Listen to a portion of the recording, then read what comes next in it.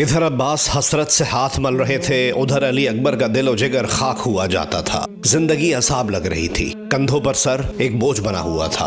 अब्बास चाहते थे पहले वो इमाम पर कुर्बान हो, मगर अली अकबर को जिद थी कि नहीं, इमाम को अब्बास बेटों से भी ज्यादा प्यारे हैं। दूसरे वो अलमबरदार हैं। अलम का सर निगू होना शिकस्त की निशानी है। इमाम अलैहिस्सलाम की जान में जब तक जान है वो हार नहीं सकते, अलम झुक नहीं सकता। अब्बास कह रहे थे, नहीं अली अकबर, सज्जाद की जिंदगी का क्या भरोसा। अली असगर भी इस प्यास की शिद्दत को कब तक बर्दाश्त कर सकेंगे। ले दे के एक तुम हो, तुम्हें जीना होगा, वरना मेरे आका की नस्ल खत्म हो जाएगी। तुम्हारा गम उन्हें जीते जी मार डालेगा। हमारी नस्ल का अब दुनिया में ठिकाना नहीं। मैं इस मामले में बड़ा खुदगरज हूँ। खुदा करे मैं इनका गम ना उठाऊं, बाबा अपने हाथों से मुझे सुपुर्द खाक करें, यही मेरी आरज़ू है। सुभान अल्लाह, क्या हसीन दुआ हमें दी जा रही है। क्या अभी कसर बाकी रह गई है? तुम्हारी मौत का दाग भी सहना पड़ेगा। हमारे ख्याल में तो अब तुम हमें जाने दो। तुम जैसे जवान जाएं और तुम्हारा गम सहने को जीते रहें। अब इस बूढ़े दिल में बर्दाश्त की कुव्वत बाकी नहीं। हमें जाने दो, हम अब बहुत थक गए हैं। जिंदगी का बोझ अब हमसे नहीं उठाया जाता। ये तो हरगिज ना होगा। हमारे होते हुए आपका बाल भी बीका नहीं हो सकता। दोनों यकजबान होकर बोले। बावजूद इस कदर परेशानी के इमाम मुस्कुरा दिए। तुम समझते हो तुम दोनों शहीद हो जाओगे तब भी हम जिंदा रहेंगे। तुम दोनों हमारी जान हो, तुम्हारे बाद हमें जिंदा लोगों में शुमार करना जुल्म होगा। तुम दोनों की मौत हमारी मौत होगी। माफ कीजिएगा आका, मैं नाफरमानी पर मजबूर हो जाऊंगा। अब्बास जिंदा रहे और हुसैन की तरफ कोई नजर उठाकर देखने की जुर्रत करे। आका जल्दी कीजिए, हम में से एक को इजाजत दीजिए। दुश्मन की फौजें बेचैन हो रही हैं, कहीं बेहयाई पर उतर ना आए और हमें गाफिल पाकर जनाना खैमों पर हमला कर दें। मगर सवाल ही है प्यारों, तुम दोनों में से किसे मुंतखब करूं? फैसला बड़ा मुश्किल है। अब्बास, तुम शेर खुदा की अमानत हो। पैदा होते ही उन्होंने तुम्हें मेरी गोद में डाल दिया था और फरमाया था, लो हुसैन, ये तुम्हारा है। हाँ आका, जब दुनिया में मैंने पहली आंख खोली तो आप ही का रुख अनवर नजर आया। आपके जानों पर बैठकर बुजुर्गों के कारनामे सुने, आपकी उंगली पकड़कर दुनिया देखी। आपने पढ़ाया लिखाया और फन सिपाहगरी के हुसूल में मदद दी। मैंने हमेशा आपको अपना वाली वारिस बल्कि आका माना है। मैं जानता हूं अब्बास, तुम मेरी पहरेदारी ना करते तो मैं कभी का खत्म कर दिया गया होता। ये मनहूस जंग मैंने तुम्हारे बलबूते पर लड़ी है, और फिर तुम्हारे बाद इस अलम की शान कौन बरकरार रखेगा? औरतों और बच्चों को भी तुम्हारा ही आसरा है। अचानक औरतों और बच्चों के खेमों से आहो बका की आवाजें बुलंद होने लगीं। अब्बास लपक कर बाहर गए, फौरन उल्टे कदम आए। उनकी सांस फूली हुई थी, आंखें अश्कबार थीं। आका, मैं मैदान जंग में जाने के लिए सबकत नहीं चाहता, मगर मुझसे बच्चों की अब प्यास नहीं देखी जाती। कुछ भी हो, सबसे पहले पानी लाने की कोशिश करना होगी। मगर बरादर, दरिया तक पहुंचने के लिए लहू का दरिया पार करना पड़ेगा। जानता हूं आका, मगर इसके सिवा कोई चारा भी तो नहीं। लिल्लाह मुझे जाने की इजाजत दीजिए। बच्चों का रोना बिलखना मुझे पागल किए देता है। मैं जंग के इरादे से नहीं जाता, बच्चों के लिए पानी लेने जाना चाहता हूँ। शायद उन्हें रहम आ जाए और मैं पानी लाने में कामयाब हो जाऊं। ये तुम्हारा वहम है ब्रादर। पत्थर से आबे हयात निचोड़ने की उम्मीद रखते हो। बच्चों की हालत तो मुझसे भी नहीं देखी जाती। वो जरो जवाहिर नहीं मांगते, कारून का खजाना नहीं चाहते, बस हलक तर करने के लिए चुल्लू भर पानी के तलबगार है। मैं कैसा इमाम हूँ कि इनकी इतनी सी जरूरत भी पूरी करने की सख्त नहीं। मगर अब्बास, क्या अच्छा हो जो अब हम जाएं, किस्सा खत्म हो, हमारे लहू से इनकी प्यास बुझ जाएगी। तुम और अली अकबर बचे कुचे खानदान को लेकर कहीं दूर हिजरत कर जाना। हमारी कसम न तोड़वाइए बाबा। चचा को नहीं तो मुझे पानी लाने की इजाजत दीजिए। अली अकबर ने पैर थाम लिए। मैं इससे पहले भी पानी ला चुका हूँ। मैं वादा करता हूँ कि जंग न करूंगा। पानी के लिए इनके सामने सर झुकाकर भीख मांगूंगा। अली अकबर, तुम खैमों की पहरेदारी से गाफिल ना रहना। मलाउन जानते हैं जुल्म सितम के लिए रास्ता साफ हो चुका है। आका, इस बहस में कीमती वक्त बर्बाद हो रहा है। लिल्लाह मुझे इजाजत दीजिए। जाओ ब्रादर, तुम्हें खुदा के सुपुर्द किया। पानी लाने का तो बहाना है, तुम जा रहे हो और हम रोक नहीं सकते। या खुदा, मजबूरी की भी एक हद होती है। जैसे ही ये खबर खैमों में फैली कि अबुल फजल अब्बास को इजाजत मिल गई, वो पानी का बंदोबस्त करने जा रहे हैं, नीम मुर्दा जिस्मों में जान पड़ गई। कितना हसीन लफ्ज है पानी। गश में डूबे बच्चे चौंक पड़े। मुर्दा जिस्मों में सिर्फ पानी के नाम से ही जान पड़ गई। बच्चों ने कटोरे बादे सुराहियां लेकर अब्बास को चारों तरफ से घेर लिया। चचा जान, अब तो बोला भी नहीं जाता। जबान में इतने कांटे पड़ गए हैं कि तालू छिला जाता है। ننھی سکینہ نے ان کے زانوں پر منہ رکھ دیا۔ عباس کی شریک زندگی نے جو ان کے جانے کی خبر سنی تو سر سے پیر تک لرز گئیں۔ فضا سے کان میں کہا، کیا بغیر ملے ہی چلے جائیں گے؟ اللہ جا کر کہو آپ کا بیٹا آپ کو یاد کرتا ہے، صورت دکھا جائیں، ایک بار پیار سے سینے سے تو لگا لے۔ ادھر بچے آہوزاری کر رہے تھے، پیارے امو جان للہ پیاس بجھا دو۔ اصغر تو پیاس کے مارے ایسے نڈھال ہیں کہ اب رویا بھی نہیں جاتا، اب تو پیاس سے کلیجہ پھٹا جاتا ہے۔ بس تھوڑی دیر اور صبر کر لو میرے بچوں، پھر جی بھر کے پانی لینا، تمہیں بہلانے کو نہیں کہتے، تمہارے سر کی قسم ہم پانی لے کر لوٹیں گے۔ ادھر بیوی کھڑی تھر تھر کانپ رہی تھی، مارے شرم کے شوہر کی طرف نظر بھر کے دیکھنے کی تاب نہ تھی، جانے والے کو روک بھی نہیں سکتی تھی۔ عباس آئے اور بولے، یہ بال کیوں کھولے ہیں؟ رو رہی ہو تم؟ ابھی سے ہمارا سوگ منانے لگی؟ واللہ ابھی تو ہم زندہ ہیں، تمہیں دیکھ کر یہ بچہ بھی ہلکان ہوا جاتا ہے، کیوں اس بھوکے پیاسے کو ترساتی ہو؟ تم ایک بہادر سپاہی کی بیوی ہو، دل کو سنبھالو، آنسو تو پوچھ ڈالو۔ کیا یہ رونی صورت کا تصور آنکھوں میں بسا کر رخصت کرو گی؟ پھول سے اون و محمد کو یاد کرو، جواں سال قاسم کی نالوں سے کچلی ہوئی لاش کا خیال کرو۔ دیکھو تو فاطمہ کبریٰ کیسی ہمت والی ہے، اس کی تو کسی نے آواز بھی نہیں سنی۔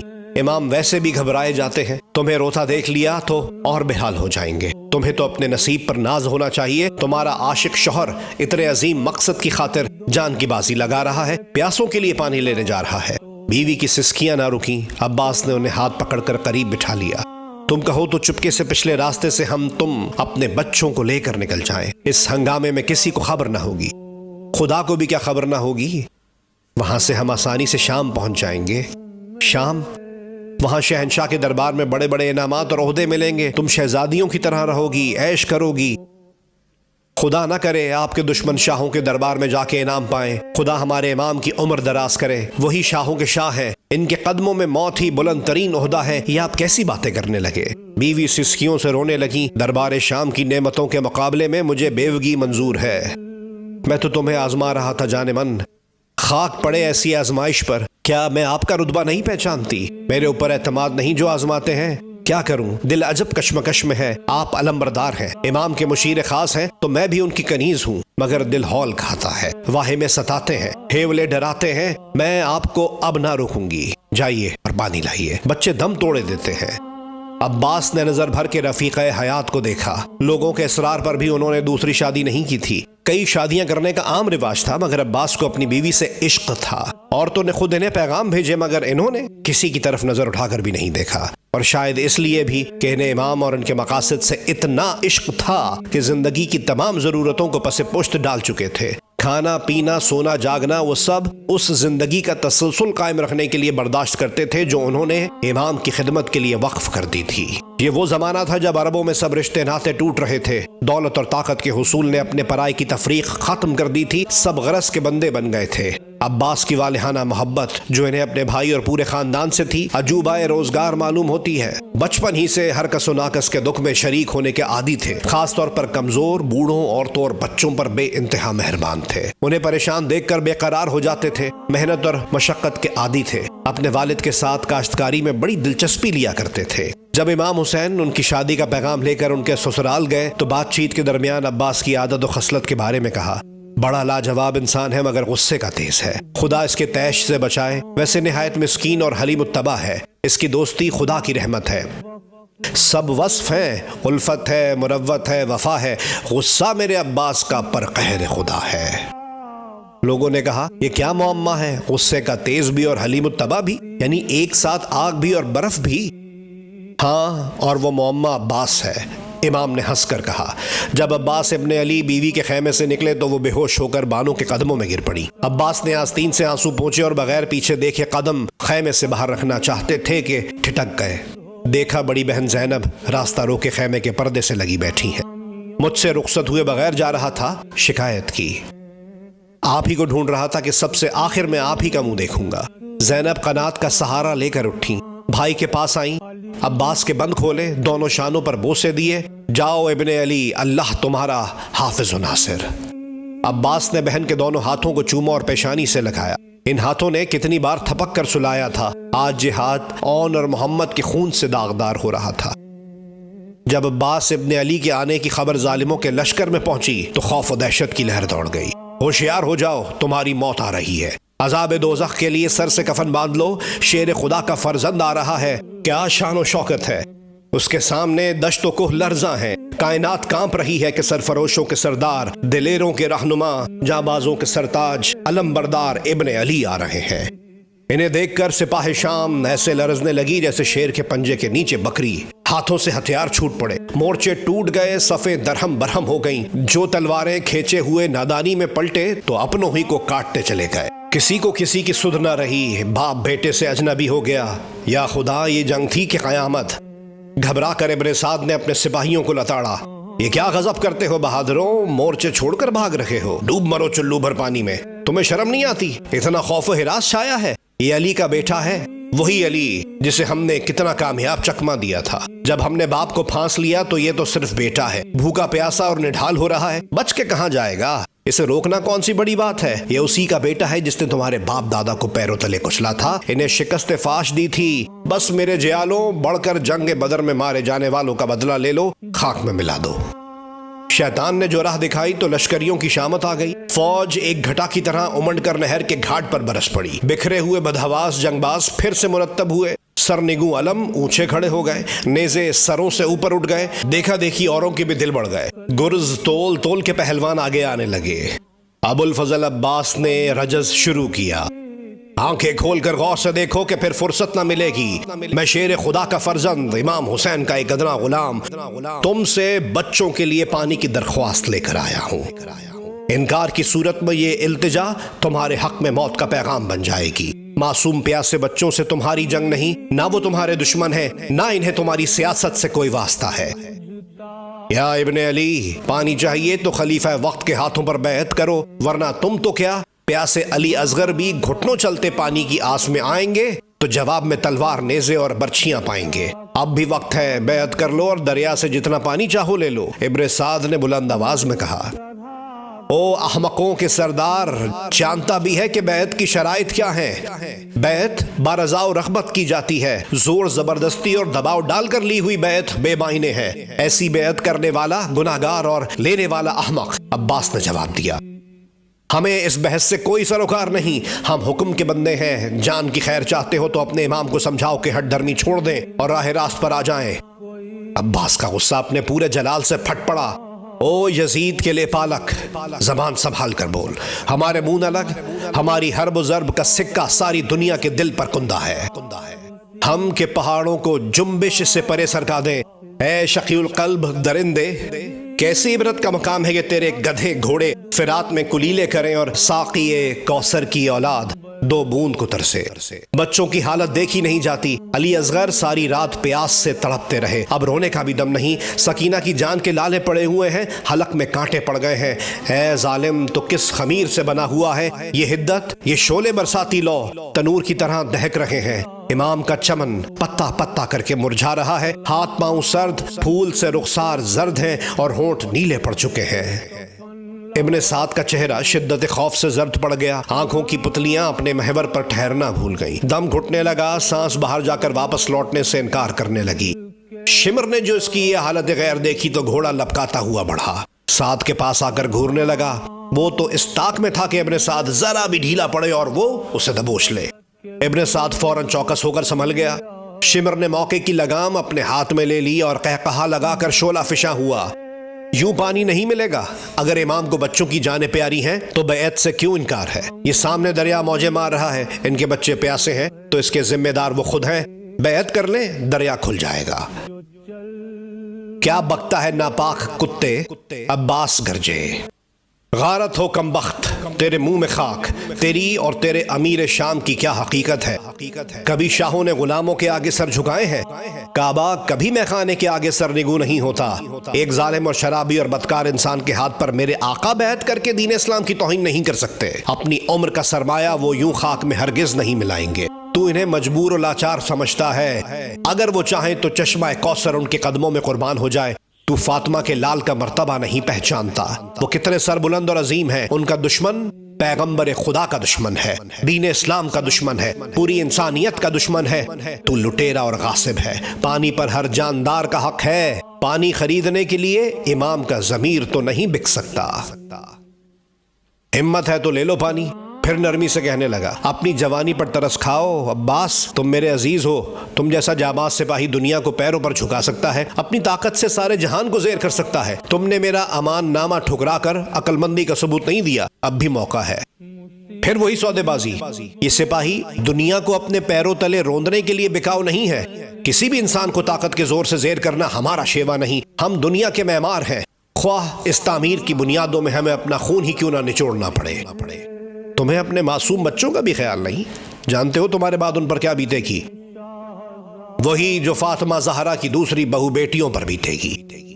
ادھر خیمے میں بالی سکینہ امام کے گلے میں باہیں ڈالے رو رو کر جان دے رہی تھی۔ ہائے بابا، ہماری ضد پر چچا جان پانی لینے گئے، ہماری توبہ بابا، اب ہمیں بالکل پیاس نہیں، اللہ چچا جان کو واپس بلا لیجئے۔ پانی بغیر وہ واپس نہ لوٹیں گے بی بی، امام نے بچی کو سمجھایا۔ رو مت جانے پدر، پیاس کی شدت بڑھ جائے گی۔ ادھر شمر سے عباس ابن علی کہہ رہے تھے، میں جنگ کے ارادے سے نہیں آیا ہوں، معصوموں کے لیے پانی لینے آیا ہوں، لیکن کوئی مجھے روکنے کی ہمت کرے گا تو منہ کی کھائے گا، مجبوراً مدافعت کے لیے تلوار اٹھانی پڑے گی۔ یہ کہہ کر گھوڑے کا رخ دریا کی طرف موڑ دیا۔ شمر نے فوج کو للکارا اور تلواریں میانوں سے نکل پڑی، نیزے بلند ہو گئے، برچھی بردار آگے بڑھے، طبل اور نقاروں پر چوٹ پڑی اور میدان کربلا کا سینہ دھڑکنے لگا۔ جنگ کے اعلان کی صدا سن کر امام خیمے سے باہر نکل آئے۔ علم بردار کے ہاتھوں میں علم کو سر بلند دیکھ کر جان میں جان آئی۔ جم غفیر نے عباس کو چاروں طرف سے نرغے میں لے لیا تھا، مگر علم صاف ان کی نشاندہی کر رہا تھا۔ جس رخ علم بڑھتا کائی سی چھٹ جاتی، سپاہی لشتم پشتم بھاگ کھڑے ہوتے۔ فوج میں عجیب بے اطمینانی اور ہراس پھیلا ہوا تھا۔ یہ سراسر دھوکہ ہے، یہ ہرگز عباس نہیں، علی ابن ابی طالب ہے۔ وہی قد، منور پیشانی، آنکھ کی ہر جنبش پیغام اجل ہے، وہی دو دھاری تلوار کی خیبر شکن کاٹ، وہی گھوڑے کی پھرتی اور عیاری۔ شیر خدا سے مقابلے کی شرط نہیں تھی، ہم علی سے نہیں لڑ سکتے۔ فوج کے قدم پیچھے ہٹ گئے۔ پاگل ہو گئے، علی ابن ابی طالب کو تو مسجد میں ابن ملجم نے چھرا مار کر ختم کر دیا تھا، غور سے دیکھو یہ عباس ہے، 3 دن کا بھوکا پیاسا ہے، اکیلا ہے۔ شمر نے بہت سمجھایا مگر سپاہی گومہ گو میں پڑ گئے، سوچنے سمجھنے کی طاقت سلب ہو گئی۔ عباس نے موقع سے فائدہ اٹھایا، ایک دم جلغار کرتے ہوئے دریا تک پہنچ گئے اور گھوڑا پانی میں ڈال دیا۔ پانی کو چھوتے ہی سر سے پیر تک برق دوڑ گئی، جیسے سرخ دہکتے لوہے کو پانی میں بجھا دیا۔ حواسوں پر قابو پا کر عباس نے جھک کر مشکیزہ بھر کر منہ تسمے سے باندھ دیا، پھر اپنی پیاس بجھانے کے لیے چلو بھرا۔ ہتھیلی سے پانی کی تری کلیجے تک اتر گئی۔ عجب نشہ سا طاری ہو گیا، آنکھیں بند ہونے لگیں، پانی ہونٹوں تک لائے، پانی کی خوشبو سے دل و دماغ مہک اٹھا۔ دوسرے لمحے پیاسے معصوموں کی شکل آنکھوں میں پھر گئی، دم توڑتے علی اصغر، زرد اور کملائی کلی کی طرح گرتی پڑتی سکینہ، کرتے کا دامن چوستے باقر ابن عباس۔ ہاتھ کانپا اور پانی واپس دریا میں گر گیا۔ یا پاک پروردگار، اتنی فرصت دے کہ مشک خیمے تک پہنچ جائے، پیاسوں نے بڑی امیدیں لگا رکھی ہیں، یا خدا میرا بھرم رکھ لے۔ جی ہی جی میں دعائیں مانگتے تیزی سے نکلے کہ شمر چلایا، خبردار شیر کے بچوں، گھیر لو کہ شکار بچ کر نہ جانے پائے۔ یاد رکھو اگر پانی خیمے تک پہنچ گیا تو تمہارے لہو سے فرات کو چھلکا دوں گا۔ فرات کے محافظوں، جینا چاہتے ہو تو گھیر لو اکیلے کو۔ بھاگتی فوج کے قدم ڈھیلے پڑ گئے، ہر حالت میں موت سے بغل گیر ہونا ہے، عباس کے ہاتھوں جان جائے یا اپنی ہی فوج ذبح کر دے۔ ویسے عباس اکیلے بھی ہیں، ایک ہاتھ میں مشکیزہ ہے، سپر بھی وار روکنے کے لیے نہیں، بس ان کی 2 دھاری تلوار ہی ان کی ڈھال ہے۔ عباس تلوار گھماتے، مشکیزہ تیروں کی باڑ سے بچاتے، صفوں کو چیرتے، گھوڑا بڑھانے لگے۔ موج در موج تیر آتے تو مشکیزہ بچا کر سینہ سپر کر دیتے۔ دور خیمے دکھائی دے رہے تھے، بچے ہاتھوں میں کٹورے لیے ننھے ننھے کھلونوں کی طرح خوشی سے اچھل رہے تھے، پانی کے شوق میں بار بار لپکتے، مائیں دامن پکڑ کر روک لیتی تھیں۔ کئی بار آنکھوں تلے اندھیرا چھایا، بینائی گمسم ہو گئی، مگر عباس ابن علی ہمت ہارنا نہ جانتے تھے۔ زخم کھاتے بڑھتے ہی جاتے تھے کہ ناگاہ کسی ظالم نے شانے پر تلوار ماری، بازو کٹ کر دور جا گرا۔ ایک پل کو آنکھوں میں دنیا اندھیر ہوئی، معلوم ہوا گھوڑے سے گر پڑیں گے، بس وہ سامنے ہی تو خیمے دکھائی دے رہے تھے۔ بس چند ثانیے زندگی کے اور مل جائیں، منزل آ پہنچی۔ قوت ارادی تھی یا معجزہ، ایک بازو کٹتے ہی دوسرے ہاتھ سے مشکیزہ تھام لیا۔ گھوڑا اپنے مالک کی بے بسی کو تاڑ گیا تھا، ٹاپوں سے گرز اور تلواروں کا کام لے رہا تھا، آنکھوں سے شعلے برس رہے تھے، جو بدبخت سامنے آ جاتا تو لوتھڑا بن جاتا۔ اپنے آقا کے گرم گرم خون میں نہا کر خود گھوڑے پر خون سوار ہو گیا تھا۔ سپاہی چاروں طرف سے چلا رہے تھے، چیخ رہے تھے اور چیونٹیوں کی طرح چڑھتے چلے آ رہے تھے۔ دوسرا وار پڑا اور دوسرا بازو بھی کٹ گیا۔ عباس اب احساس کھو چکے تھے مگر حواس قائم تھے۔ نہایت پھرتی سے گرتے ہوئے مشکیزہ کو دانتوں سے پکڑ لیا تو علم کو چھاتی کے سہارے ٹکا لیا مگر تیروں سے مشکیزہ چھلنی ہو گیا۔ سارا پانی عباس کے خون میں مل کر بہ گیا۔ اسی دم کسی ظالم نے سر پر وار کیا، سر کھل گیا اور خون بہ کر آنکھوں میں بھر گیا اور عباس گھوڑے کی پشت پر گر گئے۔ علم کو سرنگوں ہوتے دیکھ کر امام کلیجہ تھام کر لڑکھڑائے۔ اگر علی اکبر نہ تھام لیتے تو بے ہوش ہو کر گر جاتے۔ فوج پر ایک عجیب ہیبت طاری ہو گئی۔ بزدل گیدڑوں کی طرح خوف و ہراس سے چلاتے روتے بلبلاتے ادھر ادھر دوڑنے لگے۔ دھکا پیل میں نہ جانے کتنے دریا میں گر کے بہ گئے، کتنے ہی دیوانے ہو کر ادھر ادھر تلواریں گھماتے دوڑنے لگے، ایک دوسرے کے ٹکڑے اڑانے لگے۔ انہیں پاگل کتوں کی طرح خطرناک سمجھ کر خود ان کے اپنے ساتھیوں نے بنظر احتیاط قتل کر دیا۔ گھوڑے سے گرتے ہی عباس نے پکارا، آقا مدد فرمائیے۔ بھائی کی آواز سن کر امام ننگے سر بھاگے۔ کئی بار گرتے گرتے بچے۔ علی اکبر نے سنبھالا، ہاتھ پیر کا جیسے دم نکلے جا رہا تھا۔ منزل دور تر ہوتی جا رہی تھی۔ انہیں بڑھتے دیکھ کر کتنے ہی سپاہی اپنی آستینوں میں منہ چھپا کر دور بھاگ گئے جیسے نہتے امام کی نظریں نہیں زہر میں بجھی برچھیاں تھیں۔ کسی شے سے ٹھوکر لگی، امام نے جھک کر دیکھا تو عباس کا بازو تھا۔ اٹھا کر چھاتی سے لگا لیا اور بچوں کی طرح پھوٹ پھوٹ کر رو دیے۔ عباس نے بے چین ہو کر پکارا، آقا کہاں ہیں آپ؟ مجھے کچھ نہیں دکھائی دیتا، سر کے زخم کا خون آنکھوں میں بھر گیا ہے، ہاتھ نہیں کہ پہنچ سکوں، کیا اپنے مالک کا آخری دیدار بھی نصیب نہ ہوگا؟ یہ دم یوں ہی سینے میں اٹکا رہے گا۔ امام نے دامن سے آنکھوں کو خون سے پاک کیا، پھر منہ پر منہ رکھ کر لجاجت سے کہا، تم نے مجھے ہمیشہ آقا ہی کہا، مجھے ارمان ہی رہا کہ مجھے بھائی کہو، میری آرزو پوری کر دو، مجھے بھائی کہہ کر پکار لو عباس۔ بھائی میں کتنا خوش نصیب ہوں کہ آپ میرے بھائی ہیں۔ عباس نے موت سے آخری جنگ کرتے ہوئے کہا، مجھے اسی مقام پر دفن کیجئے گا، فرات کے گھاٹ کو میں نے اپنے خون سے سینچا ہے، میری پیاسی روح دریا کے قریب سے سیراب رہے گی، مجھے خیمے میں نہ لے جائیے گا، یہاں بڑی پیاری نیند آ رہی ہے۔ اف دنیا کتنی خوبصورت ہے، کتنا حسین نغمہ ہے، بابا آج کتنے خوش ہیں۔ ایک سرد اطمینان بھری آہ منہ سے نکلی اور عباس ابن علی ہمیشہ کے لیے سو گئے۔ امام نے کٹے ہوئے بازو پہلو میں رکھ کر عباس کو اچھی طرح لپیٹا اور اپنا کمر بند کھول کر باندھ دیا۔ اپنے دامن سے ان کا چہرہ پاک کیا، بکھرے بال سوارے اور گھٹنوں پر ہاتھ ٹکا کر اٹھے۔ علی اکبر لاش اٹھانے کو جھکے تو روک دیا، نہیں سونے دو، بہت تھکا ہوا ہے۔ خیمے میں لاش نہ لے گئے تو سب بے قرار ہو کر نکل پڑیں گے۔ وہ دیکھیے سکینہ کس بری طرح مچل رہی ہیں، پھوپھی جان تو دیوانہ وار ننگے سر آ جائیں گی۔ نہیں، بچوں نے یہ کٹے ہوئے بازو دیکھ لیے تو پاگل ہو جائیں گے، بس میرے علم بردار کا علم لے چلو، یہ نیم جان مشکیزہ بھی ساتھ باندھ لو۔ علی اکبر نے اپنے پیارے دوست، چچا اور استاد کے خون میں ڈوبا ہوا علم اٹھایا مگر بلند نہ کیا۔ میت کی طرح باپ بیٹے کا کاندھا دے کر خیمے میں لائے اور چوب سے ٹکا دیا۔ سب علم سے لپٹ کر ماتم کرنے لگے۔ چھوٹی بھاوچ کا غم دیکھ کر زینب کے اپنے آنسو خشک ہو گئے۔ بدنصیب بیوہ علم کے پھریرے میں منہ چھپائے گلے میں ابھرتی ہوئی چیخوں کو گھوٹ رہی تھی۔ ایک دن ایک پیاری سی شرمیلی لڑکی کو اپنے ہاتھوں سے دلہن بنایا تھا، مشک وغیرہ کی خوشبو میں بسا کر سندل سے مانگ بھری تھی، آج زمانے نے اس مانگ میں خاک بھر دی۔ امام سر جھکائے کھڑے ہیں، انہیں تن بدن کا ہوش نہیں، سر سے چادر گر گئی ہے مگر کچھ خبر نہیں، انہوں نے چپ چاپ بیٹھ کر اسے چھاتی سے لگا لیا۔ ہمارے بابا کے علم کو کس نے شہید کر دیا؟ عباس کا بچہ علم پر منہ رکھے بلک رہا تھا۔ دیکھو تو ہمارے مشکیزہ کا سارا لہو بہہ گیا۔ سکینہ حیرت سے آہیں بھر رہی تھیں، کہاں ہیں ہمارے پیارے امو؟ ہم ان ظالموں کی شکایت کریں گے۔ اللہ بے زبان مشکیزہ کو بھی قتل کر دیا۔